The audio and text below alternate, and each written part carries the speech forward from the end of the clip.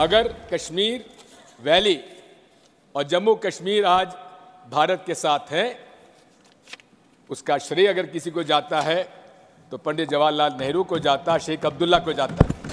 जूनागढ़ में क्या जवाहरलाल नेहरू गए थे? हैदराबाद में जवाहरलाल नेहरू गए थे? लक्षद्वीप में जवाहरलाल नेहरू गए थे? जोधपुर में जवाहरलाल नेहरू गए थे? जवाहरलाल नेहरू एक ही जगह काम देखते थे, जम्मू कश्मीर में, जिसको आधा छोड़कर आ गए।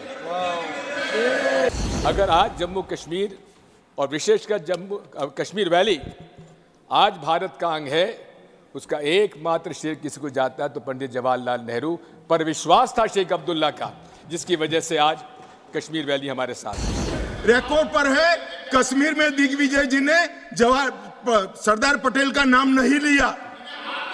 एक नाम लिया शेख अब्दुल्ला का, दूसरा नाम दिया जवाहरलाल नेहरू का। अब सुनिए दिग्विजय जी, अब सुनिए, सुनना पड़ेगा, ऐसे नहीं चलेगा। अगर कश्मीर वैली और जम्मू कश्मीर आज भारत के साथ है, उसका श्रेय अगर किसी को जाता है तो पंडित जवाहरलाल नेहरू को जाता, शेख अब्दुल्ला को जाता। और दूसरी तरफ जूनागढ़, जहां बाहुल्य था हिंदुओं का, वहां नवाब साहब अपने हवाई जहाज में बेगमों को छोड़ गए, बाकी लोगों को ले गए और पाकिस्तान चले गए, लेकिन जूनागढ़ भारत का आज एक अंग है। आप कितना ही अमित शाह जी पंडित जवाहरलाल नेहरू जी के बारे में कुछ भी कहें, लेकिन एक बात मैं आपसे कहना चाहता हूं, अगर आज जम्मू कश्मीर और विशेषकर जम्मू कश्मीर वैली आज भारत का अंग है, उसका एकमात्र श्रेय किसी को जाता है तो पंडित जवाहरलाल नेहरू पर विश्वास था शेख अब्दुल्ला का, जिसकी वजह से आज कश्मीर वैली हमारे साथ है। सर, आर्टिकल 370 के बारे में बहुत सारी बातें कही गई, आतंकवाद समाप्त हो जाएगा, लेकिन आर्टिकल 370 में बचा क्या था? 90% जो अलग से आर्टिकल 370 के प्रोविजंस थे, वो तो इंडियन कॉन्स्टिट्यूशन के साथ उसमें समावेश कर दिए गए थे पहले, धीरे धीरे, इसलिए उसका कोई असर नहीं था। और कहा था आतंकवाद खत्म हो जाएगा, समाप्त हो जाएगा, लेकिन क्या आतंकवाद समाप्त आज हो गया? रोज हम आतंकवाद की गतिविधियां वहां पर देख रहे हैं, हमारे लोग शहीद हो रहे हैं।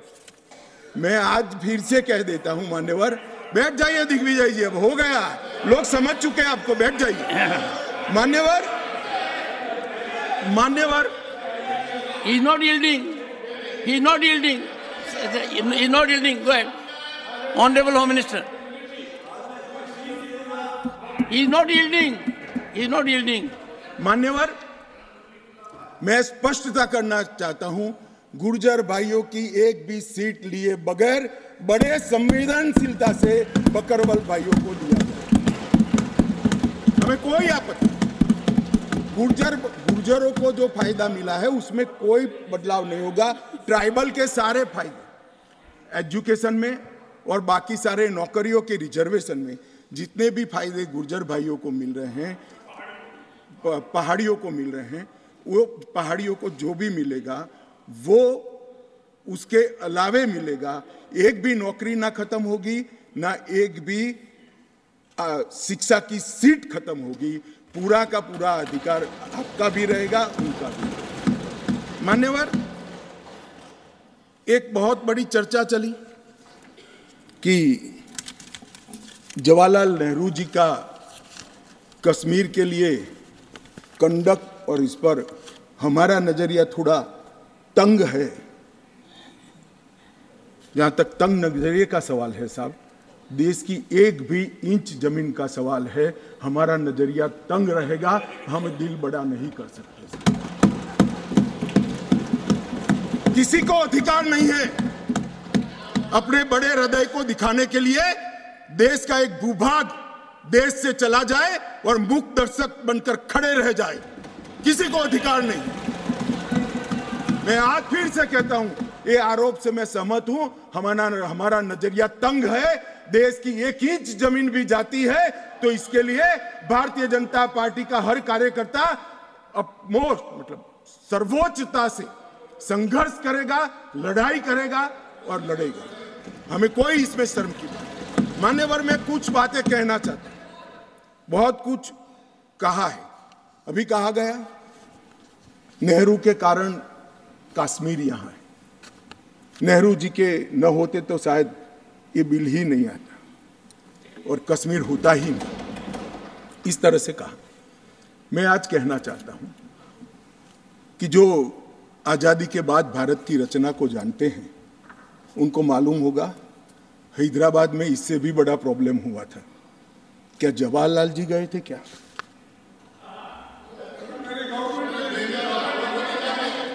तो यहां गवर्नमेंट नहीं, यहां नेहरू। क्या कर रहे हो खड़गे जी? अभी भी वापस आओ।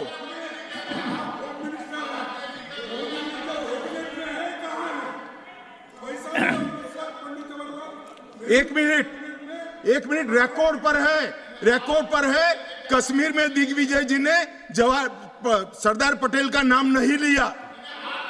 एक नाम दिया शेख अब्दुल्ला का, दूसरा नाम दिया जवाहरलाल नेहरू का। तो वो होम मिनिस्टर थे, क्यों नहीं दिया भाई? अब सुनिए दिग्विजय जी, अब सुनिए, सुनना पड़ेगा, ऐसे नहीं चलेगा। हमने सुना है, धैर्य से सुना है। मान्यवर, जूनागढ़ में क्या जवाहरलाल नेहरू गए थे? हैदराबाद में जवाहरलाल नेहरू गए थे, लक्षद्वीप में जवाहरलाल नेहरू गए थे, जोधपुर में जवाहरलाल नेहरू गए थे। जवाहरलाल नेहरू एक ही जगह काम देखते थे, जम्मू कश्मीर में, जिसको आधा छोड़कर आ गए। एक ही जगह देखते। मान्यवर, दूसरा, विलय लेट क्यों हुआ?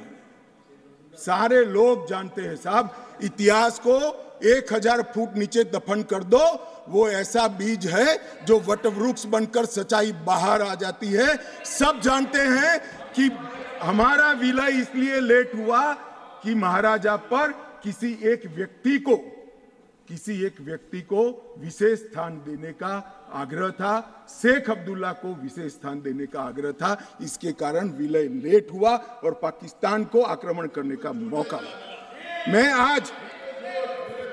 मैं आज ये पूछना चाहता हूं कि इतने सारे कठिन राज्यों का विलय हो गया, कहीं पर 370 क्यों नहीं है?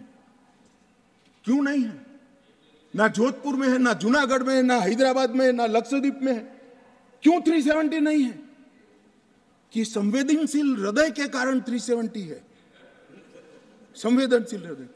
मान्यवर, कंडीशन किसने रखी, किसने स्वीकार की? इतिहास जवाब मांगता है, देश की जनता जवाब मांगती है, जवाब देना पड़ेगा, भाग नहीं सकते इतिहास से कोई। मान्यवर, सेना भेजने में देरी क्यों हुई? और ये कहते हैं कि